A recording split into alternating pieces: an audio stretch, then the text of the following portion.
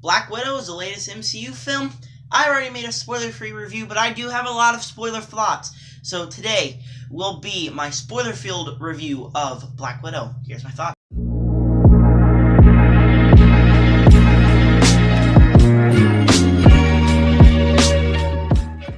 So Black Widow is the newest MCU film. I already made a review on my channel. You can go check it out. That review is spoiler-free.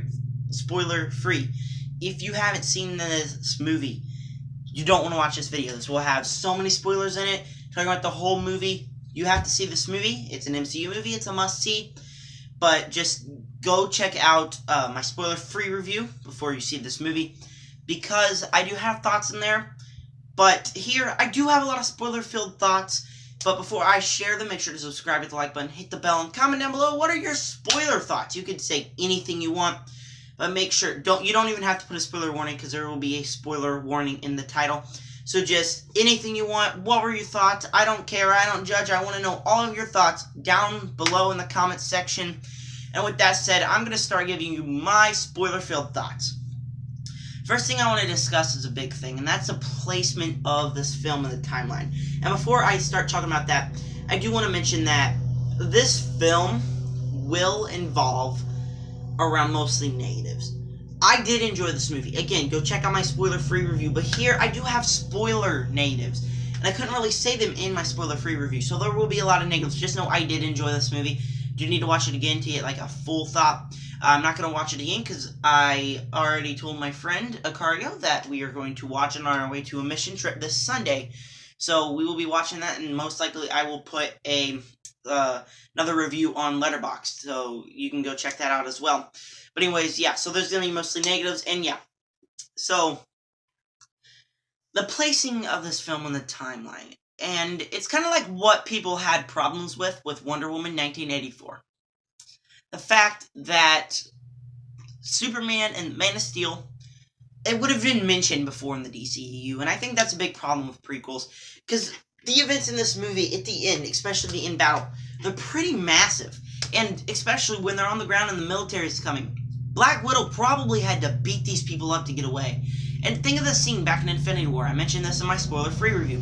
Think of that scene back in Infinity War, where Captain America, Black Widow, and Falcon are just walking into the room while Don Cheadle's War Machine is on a call with Senator Ross. He probably would have been like, get them. But especially Black Widow, because she beat up a whole squadron of my troops. But no, it was never mentioned before. And that way, in the timeline, it's kind of just leaving a big hole. Now, a lot of audiences will probably just be like, oh, I don't really care about that. If you've seen the movie, you probably didn't even think about that. But for me, it just doesn't really match up, and I think that's a massive problem with prequels. And now it's time to talk about the spoiler that's on everyone's mind, the big Taskmaster twist. Taskmaster is the main villain's daughter. Alright, this just feels like a worse version of the Iron Man 3 twist, and I enjoyed the Iron Man 3 twist. I enjoyed the Iron Man 3 twist a lot. I really like the Iron Man 3 twist, because it's like a really nice comedic twist in the movie. And I know a lot of people are mad, but I'm not a hardcore Mandarin fan. I'm a hardcore Taskmaster fan. And I guess I just got trolled like the rest of you people, because Taskmaster is a very, very disappointing villain. Now, this film really does remind me of a lot of other films, especially The Winter Soldier. You know, the scene where the bomb's blowing up in the boat at the very beginning, and Captain America takes up Black Widow and she shoots the window. Does that in this movie. You know, the scene where Bucky blows up Nick Fury's car.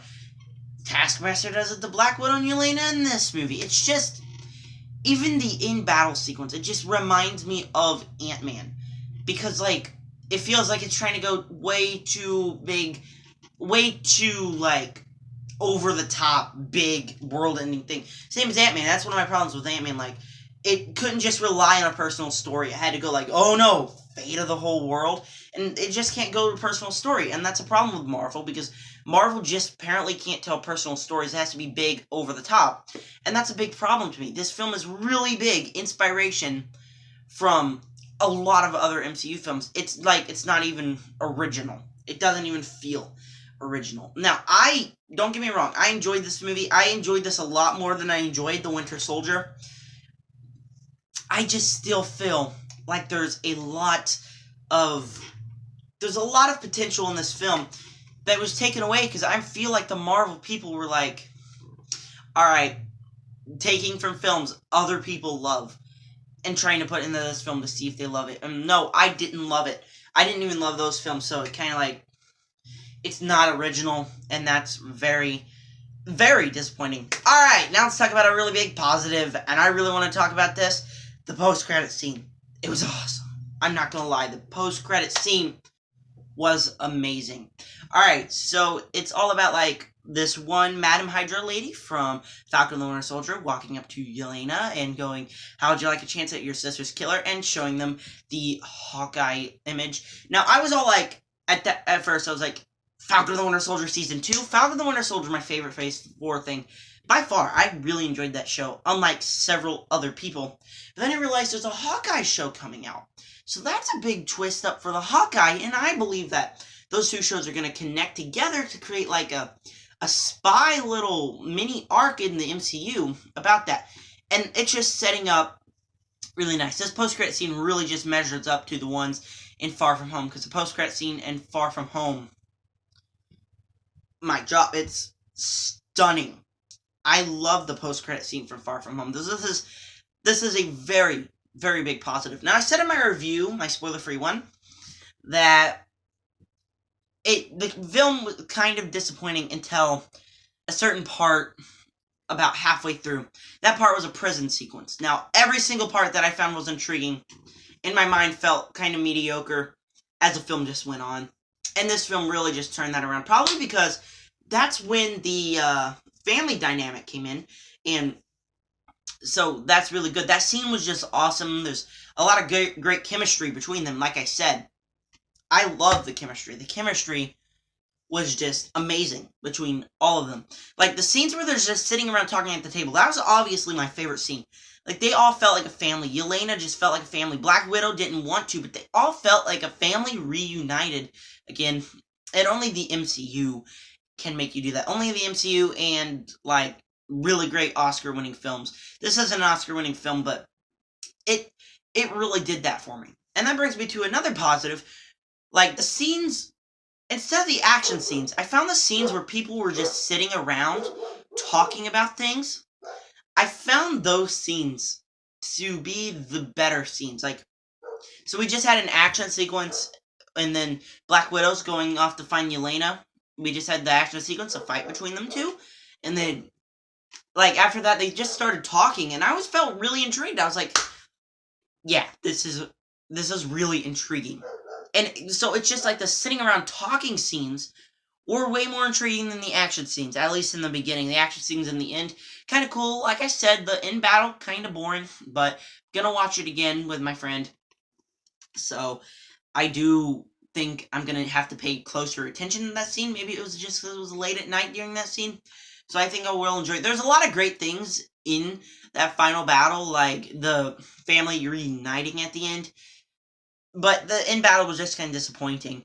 But overall, Black Widow was a movie I enjoyed.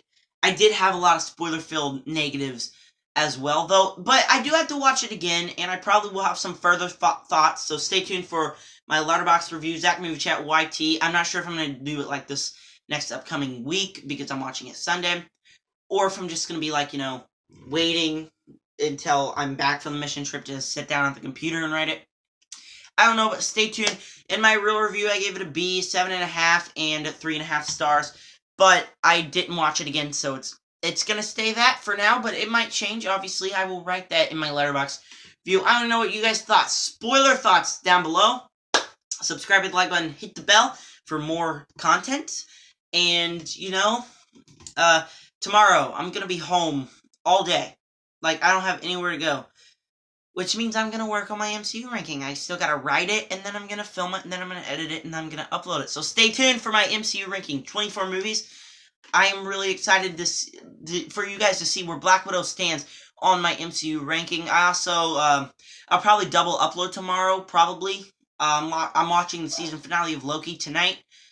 not necessarily sure what I'm going to upload because I'm watching Barb and Star tomorrow, so I believe I might do Loki, but, like, don't keep your fingers crossed for a double upload. I'll try, but I don't know because the MCU ranking will be a really long video, and my other really long video in the past, my 2020 ranking, was just, like, really long and really hard to make, so I'm not necessarily sure what I'm going to do this time. But anyways, subscribe to the like button, hit the bell, stay tuned for my MCU ranking. Gonna rank Phase 4, gonna rank Loki episodes, gonna review Loki episodes, and stay tuned. I got a lot of MCU content coming your way. Space Jam 2 drops, can't wait for that. I can't wait to film all those more videos, and with that said, make sure to subscribe to join the Nerd Army.